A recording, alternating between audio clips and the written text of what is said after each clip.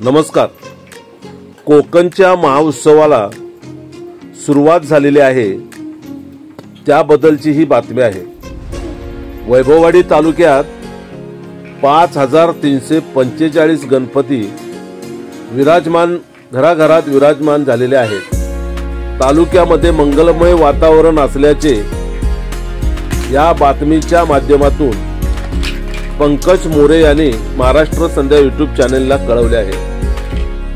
गणपती बाप्पा मोरया, मंगलमूर्ती मोरया अशा जयघोषात आणि ढोल ताशांच्या गजरात, फटाक्यांच्या आतषबाजीत, अबीर गुलालांची उधळण करीत आबालवृद्धांचे डोळे लागून असलेल्या गणरायाचे आता घराघरात आगमन झाले आहे.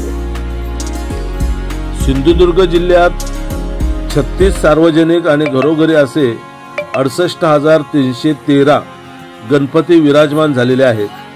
वैभववाडी तालुक्यात 5,345 गणपती विराजमान झालेले आहेत.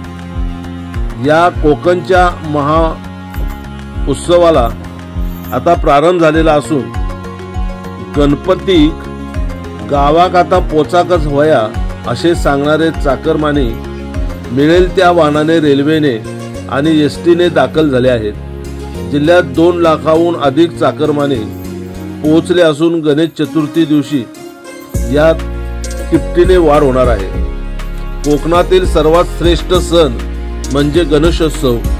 गणरायाच्या आगमनाची तयारी घराघरात पूर्ण झाली असून धार्मिक वातावरण निर्माण झालेले आहे.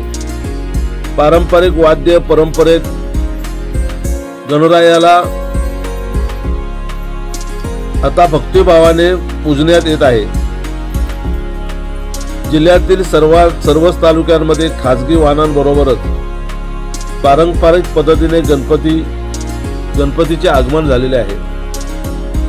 तालुका आणि जिल्ह्याच्या बाजारपेठा गर्दीने तुडूंब भरल्या आहेत. गणेशोत्सवानिमित्त घराघरात चैतन्याचे आणि उत्साहाचे वातावरण निर्माण झाले आहे. या उत्सवात अवघा जिल्हा वाशीय म्हणून नावून निघणार आहे. पावसाने अधूनमधून उसंत घेतल्यामुळे गणेश भक्तांचा आनंद आणखी द्विगुणित झाला आहे. गणेश चतुर्थी काळात मोठ्या प्रमाणात भाविक परत जिल्ह्यातून गावी येत असतात. त्यांना महामार्गासह राजमार्गावर कुठेही अडथळा अथवा त्रास होऊ नये याची जबाबदारी घेण्यासाठी पोलीस प्रशासनही सज्ज झाले आहे. तसेच गणेशोत्सव कालावधीत कुठेही अनुचित प्रकार घडू नये यासाठी चोख बंदोबस्त ठेवण्यात आला आहे. आरोग्य पथकेही ठिकठिकाणी तैनात करण्यात आले आहे, अशी माहिती सिंधुदुर्ग जिल्ह्यातून वैभववाडी तालुक्यातील ऐनारी गावचे आमचे ज्येष्ठ पत्रकार पंकज मोरे यांनी ही माहिती कळवली आहे. गणेश चतुर्थी निमित्त सर्व गणेश भक्तांना महाराष्ट्र संध्या यूट्यूब न्यूज चॅनलच्या वतीने हार्दिक शुभेच्छा. गणपती बाप्पा मोरया. धन्यवाद.